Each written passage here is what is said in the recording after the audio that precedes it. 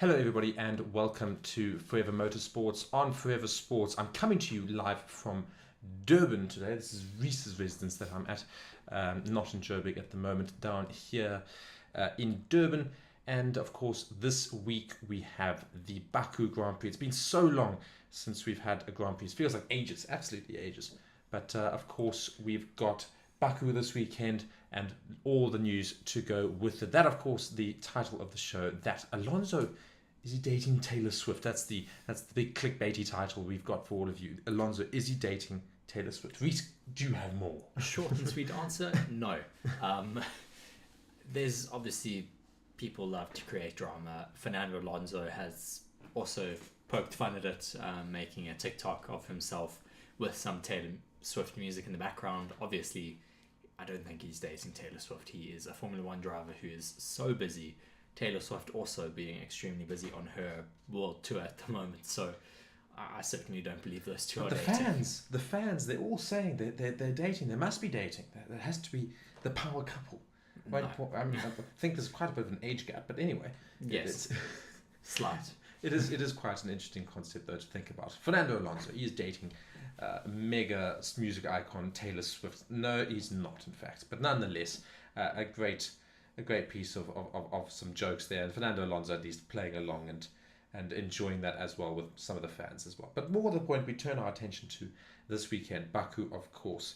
And there's lots that could happen this weekend. Apparently, big changes for Ferrari and Mercedes going into the week. Are we going to see them? Well, we have been teased a lot over this winter break. I go straight back to the off season. No, straight after this, about a month hiatus in between the last race and Baku. We certainly are expecting Mercedes to bring some major upgrades, possibly finally getting rid of that zero side pod philosophy, finally bringing some side pods onto the Mercedes car. Will we be seeing it? What do you think? I don't know. I mean, they've teased it so many times and then just come back with their normal zero side pod design. Yeah, I mean, they keep talking about having to go to the different design, and they keep saying, oh no, the current design is not working yet. They haven't really changed all that much from the car yet. You know, in the first 3 races we've had so far, we've not seen too much of a drastic change, and yet we have seen a change in their timings. They have slowly but surely, well, I say slowly, to be fair, actually a lot more rapid than they said they were going to change, but it's sped up quite significantly. So well, what we've seen now, though, over this break is that James Allison has once again become the chief technical director of Mercedes. He did have that role in July 2021 and then rejoined the team this year. So he is once again chief technical officer. So we will have to see if he is able to bring the Mercedes back up to their fighting form as they were in 2021. Yeah, Mercedes still lots of work to do, but again, they're seemingly improving every Grand Prix and getting a little bit closer to that to those podium places. And of course, they took podium places very well in the it was Melbourne, wasn't it? They got second and third. No, not second and third. No. They got third and fourth or fourth and third. Yeah. It's third and fourth because they thought it was. That was the whole thing with Alonso, and then they reinstated that. But nonetheless, improving their points and certainly moving up quite quickly. So nobody's really challenging Red Bull yet. We know that much. But hopefully we'll see a second place battle start to brew a bit more between Ferrari, Mercedes, and Aston Martin, of course. And we talk now to Ferrari. I mean, Ferrari still really started the season rather poorly. Is it going to change this weekend? I certainly think they've started the season on the back foot. I mean, they really haven't been able to match the pace of Ferrari, of Red Bull, Mercedes, as well as Aston Martin. I mean, they were one of the title contenders, favourites going into this year. We certainly expected them to be able to possibly over-dominate Red Bull, but clearly just not being able to have that pace out on track. No, not at all. I say Ferrari's last season showed glimpses of what they could do, but this season just really struggling to get going. But it seems like they are struggling a lot with their tyre degradation, something they also had issues with last year. They seemingly didn't have as much of an issue as this year, but this year just rarely. They have that qualifying pace over one lap, but over a race they just completely eat their tyres. Maybe setup is just a little bit too aggressive for now. And also, not just that, but we spoke most of last season about the fact that Ferrari had such big issues with regards to mistakes, big mistakes that make stupid, easy, disciplined things. And yet that seems that everyone thought, oh no, that'll change with the new team principle, and that'll change with the whole approach to the season, because we thought, no, we've got to get it all right, we've got to get things going. And yet, I think something new fans have to remember is changes do not happen overnight in Formula One. Changes happen over seasons, sometimes multiple seasons. I mean, look at Williams. They're finally starting to bring themselves back up the grid. But at what cost? It's taken them over 10 years. But I mean, are we really going to compare Ferrari to Williams? I mean, it's Ferrari. How long can you wait for that change to come? Because the problem is, we say the change to come. Ferrari haven't been near the top for many years. Technically last year was their first championship fight yet again, but their last real championship fight was with Sebastian Vettel fighting with the likes of Lewis Hamilton. I mean, it's been a long time since Ferrari have been competitive. We got very excited as fans last year to see Ferrari being very competitive, but then just being let down once again this year. Very sad not to have those Ferraris fighting out for podiums and race wins. Yeah, so of course we look to the weekend to see whether or not Ferrari and Mercedes have managed to put some decent upgrades in this break. Of course, drivers have been getting up to lots of fun things during their holidays all over the world, but I'm sure the mechanics back at base have been working as hard as possible on getting those cars up to scratch and getting them race ready for Baku in Azerbaijan. And I think we move on from there just chatting about Baku and this race weekend. There's a lot of controversy going into this race weekend. The FIA and Formula One group have decided that this race weekend will have the first sprint of the 2023 season. A lot of teams not so happy though about this. Azerbaijan being such a difficult track, a very treacherous track that we've seen in the past, always having a safety car, often having a red flag, especially going into that castle section. It is so tight, only one car can fit through there at a time. If someone makes a mistake, the entire grid will have to wait for that car to be cleared before they can proceed through that section. And it's not even just a red flag, it's borderline, black flag. It's on the track. Oh, black flag is disqualification. Yeah, I realise that, but I'm just saying it's to the point where you've got whatever the worst possible thing you could think of, that's what it's going to be. Because if you manage to have... No, I'm just saying, if you manage to have a car crash in that castle section, it's just in that corner there, not only is that car stuck, every car can't get past, they can't even make it back to the pits. Obviously a red flag, you need to make your way back to the pits ASAP and go to the garage. They can't even do that, so they just have to stop on track. Cold tires, they can't see the car, they've got to wait ages. I mean, that's a seriously big issue if that should happen. Well, I think that aside, what the biggest issue is, the reason why teams are not happy this weekend is because it increases their risks of having to rebuild a car, of having a big shunt, of losing out on points. Azerbaijan, it's once again, we are going into such a busy season now. Well, busy part of the season. We go straight into Imola, then we go into Miami, on and on and on. You do not have the funds all the time to be rebuilding a car from scratch if you have a big shunt. Exactly. And speaking of funds, Formula One, they say, there's an article here I've got saying, they're on a slippery slope when it comes to teams continuing to breach that $135 million budget cap. And of course, it sounds like it's a big budget cap, but for most of these teams, they all say it's nothing. I mean, compared to what they used to have in the past, where they were pretty much using unlimited funds, they used to have a race car per driver as well as a spare car. If they crash the car, they'll come back into the pits, get into a new car and get back out on track. I feel like what the budget cap should do, and we talk about the budget cap, I'll go back to the article as well, but the budget cap should be changeable. Shouldn't be a set in stone thing. It should be, based on... flexible based on the amount of races, the amount of sprint races, as well as it has to take into account inflation, because that's been a big talking point between the team bosses. Speaking of team bosses, though, going back on the cost cap, Red Bull's Christian Horner believes around about 6 teams have already breached the cost cap for last year. Yeah, and so I just want to read the article and just go over it. So the main points from the article here goes and says, Formula One had a $140 million budget cap in 2022, but it is feared some teams could have exceeded it. Red Bull exceeded the 2021 budget and was subsequently fined for it. F1 teams will have a capped budget of $135 million onwards. So not only have of all these teams complaining about the fact that the budget cap is so limiting, they decreased it from 2021 to 2022. It was a smaller budget cap. So, it's scary, the sort of things that you could see. As I say, 6 potential teams breaching that at least. And I just want to read a bit of the article. It says, Formula One introduced a budget cap at the start of the 2021 season. It was done after many years of trying and figuring out how to curb wasteful expenditure. Teams like Ferrari, Red Bull, and Mercedes-AMG had seemingly bottomless pits of money to throw at car development, forever growing the performance gap between them and the rest of the grid. This costly nature prevented many new teams from entering the sport too, with Haas the last to do so in 2016.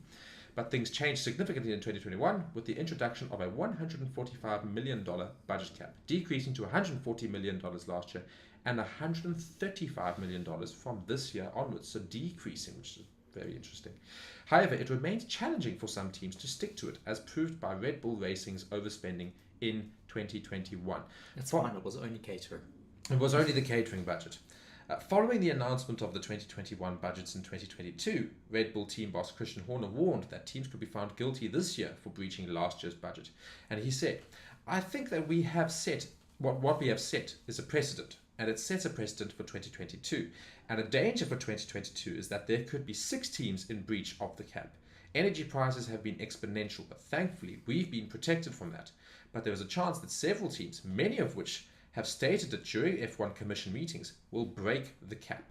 Red Bull exceeded the 2021 budget by 1.6%, resulting in a $7 million fine and a 10% reduction in wind tunnel time for 2023. I think what it's showing is that the fact that the teams are willing to take those penalties in order to be able to spend that much more money, it gives them much more performance out on track, as we've possibly seen with Red Bull.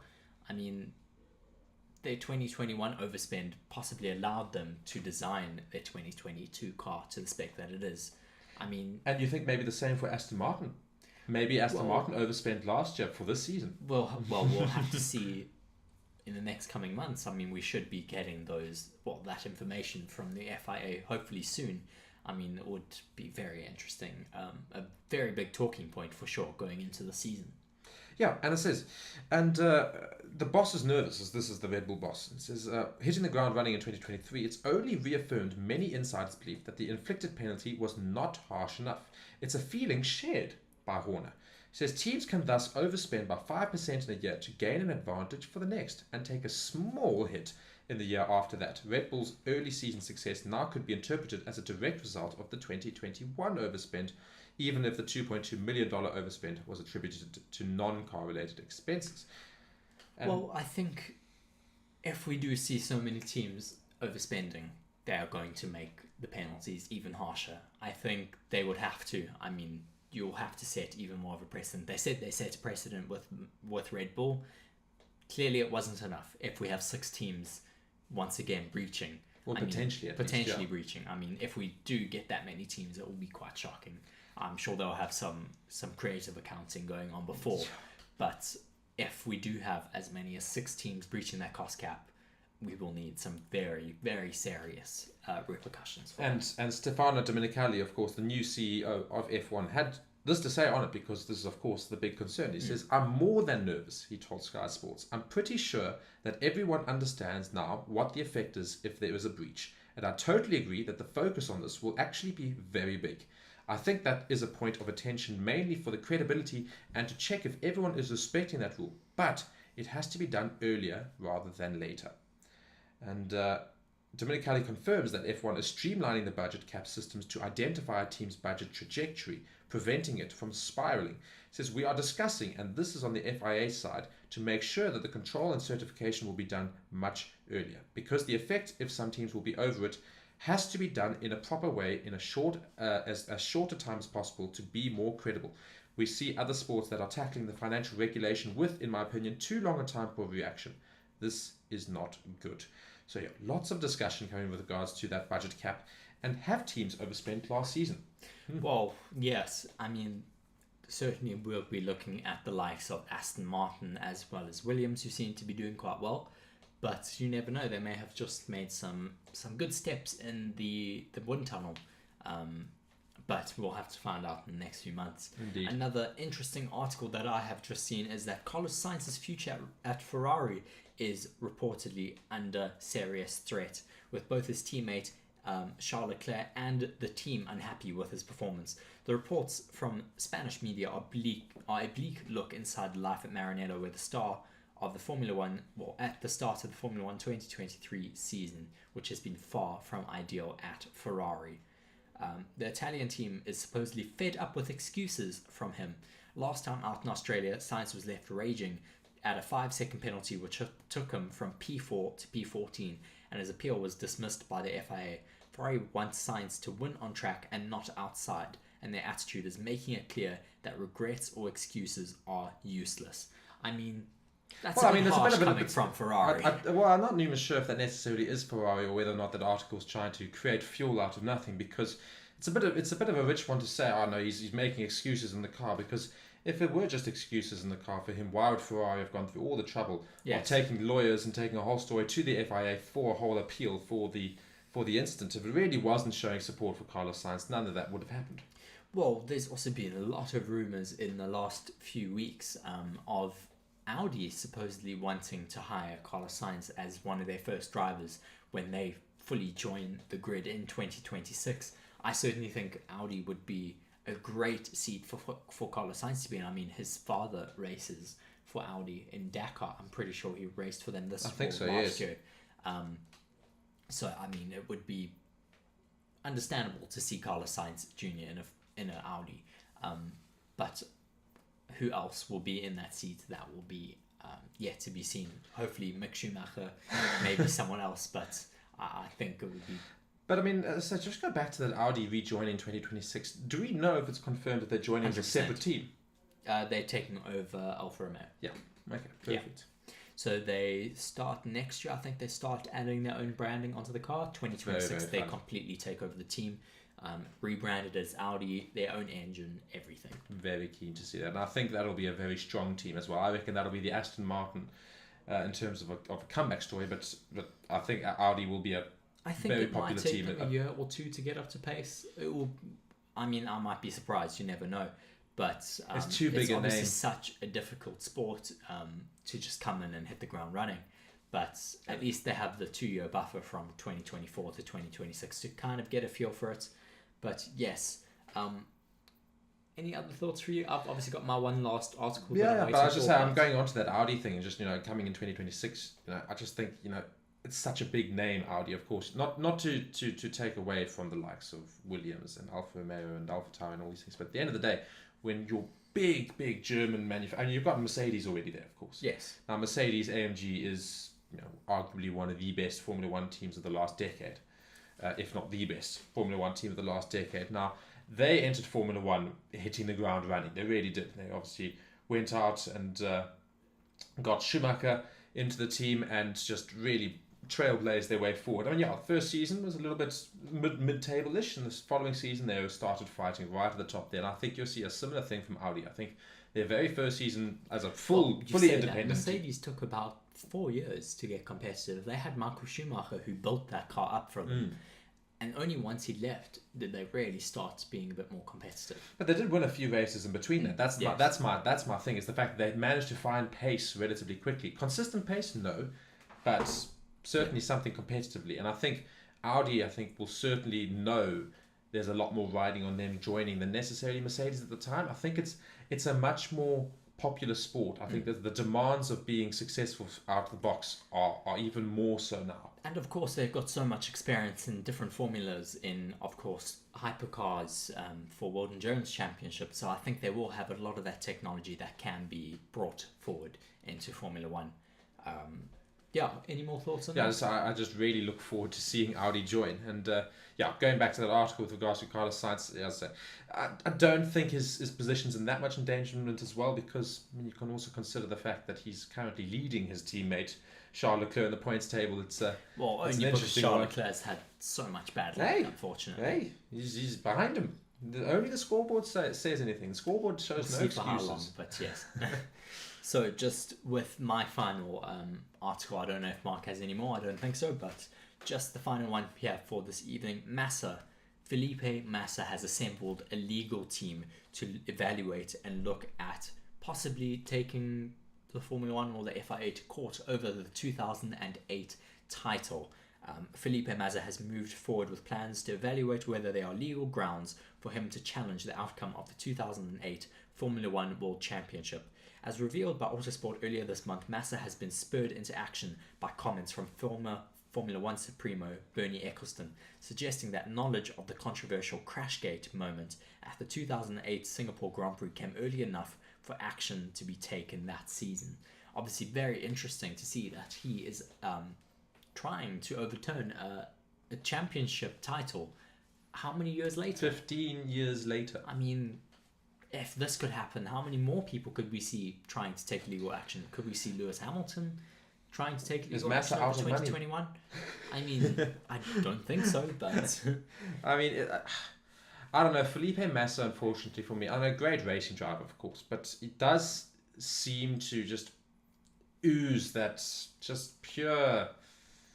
not negative energy, but it's very much, it looks like a sour person. It looks like he's permanently upset with life. And I think he is probably he's probably fed up with the fact that, he's not up there with the great names in terms of Formula One, which I think is harsh, because I think I put him up there as one of the bigger names in Formula One of the last 40 years. Not that Formula One's been going much longer than that, but I think he's there in his own right, and I think somehow maybe he feels like his name's not in as many lights as they should be. And I think perhaps he's trying to make use of the fact that Formula One has grown exponentially in the last couple of years due to Drive to Survive. Maybe he's thinking, I want my name in the record book so that more people notice me, and that maybe I can get a bit more of limelight than I've been getting. Well, I mean, how many World Championships did he win? I think he just won one for Ferrari, didn't he? It was one, yes. It was just one for Ferrari. Or perhaps it might have even been for... who's the other team he raced for? Was it not Sauber? He raced for Williams, but I don't think he got a championship for them.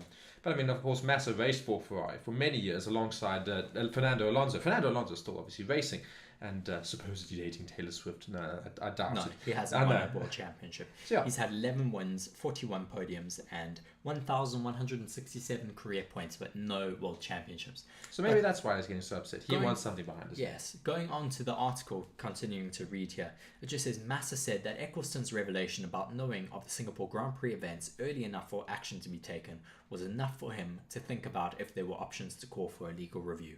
Speaking to Autosport recently, he said, there are rules and there are many things that, depending on the country, you cannot go back after 15 years to resolve a situation. But I intend to study the situation, study what the laws say and the rules. We have to have an idea of what is possible to do. Autosport has learned that Massa has now pulled together a team of lawyers to evaluate the situation and work out definitively if there are any grounds to take the matter further. So whether or not something actually happens as a result of that, of course, they're just going to do a bit of research with lawyers. They're going to go and see if they've got legal grounds to go ahead. But that still remains to be unseen as to whether they do go ahead. But if they do, that'll be a huge story. So Article 1.3.1b of the ISC, which I assume is the International Sporting Code, states that competitors, in quotes, shall undertake to submit themselves without reserve to the above and to the decisions of the sporting authority and to the consequences resulting therefore. While in theory, Massa could seek out the views of the Court of Arbitration for the sport, it has no jurisdiction over the FIA on issues like this. The FIA statutes dictate that the CAS may only be involved in matters relating to the FIA's anti-doping disciplinary committee. So even if he does take them to court, they don't necessarily have any grounds to change the outcome of the World Championship. But what they could do is they could challenge and at least lawfully admit a wrongful... and conspiracy. Well, yeah, it would at least say it's wrongful in terms of, well, they were found in the wrong, I suppose, of following procedure. Yes. And at least were incorrect in their policy. In which case, it would essentially say he did win that championship but didn't win it. Yes. I mean, it's a very difficult one to argue. Especially when you argue it 15 years later. If he had challenged it at the end of that season, sure, I would completely understand it. But to come now 15 years later, I mean, it just feels a little bit opportunistic. Yeah, as I say, I don't see anything coming of it, but nonetheless, something, of course, interesting to talk about. But that was our Forever Motorsports weekly show on our Monday, and of course, be sure to check out the channel. Every Monday, we do go and do the live show, and we will be doing, well, racing to this evening, actually, in preparation for Thursday. I think we're going to upload on Thursday, perhaps, maybe not, but we will have the Baku Grand Prix for you guys, so you can watch the entire Forever Sports team racing along in the Baku circuit. Yes. Damn difficult circuit. But we Also, will... Yeah, sorry. Also looking forward to, of course, having everyone alongside us for all of our streams this weekend. Practice 1, 2, and 3, as well as the sprint race, qualifying, and the race on Sunday. We will be joining you for the sprint race as well as The Grand Prix, hopefully. Hopefully. We should have either some other Presenters, yes. other presenters up for the other sessions. If not, then we will have that timing up for you as well as a live tracker. No, indeed, as I say, we might see some new faces on the channel. They're doing some commentary for Formula One, but nonetheless, everyone as a Formula One fan and the Forever Sports team will be with you, as we hope, we hold fingers that we will be with you, and that Formula One do not decide to take down our streams illegitimately. But nonetheless, hopefully we'll be with you this weekend. So guys, thank you so much for watching the weekly show. Reece has been Reece. I have been me, Mark. And thank you for watching Forever Motorsports on Forever Sports. Be sure to subscribe, like the video, and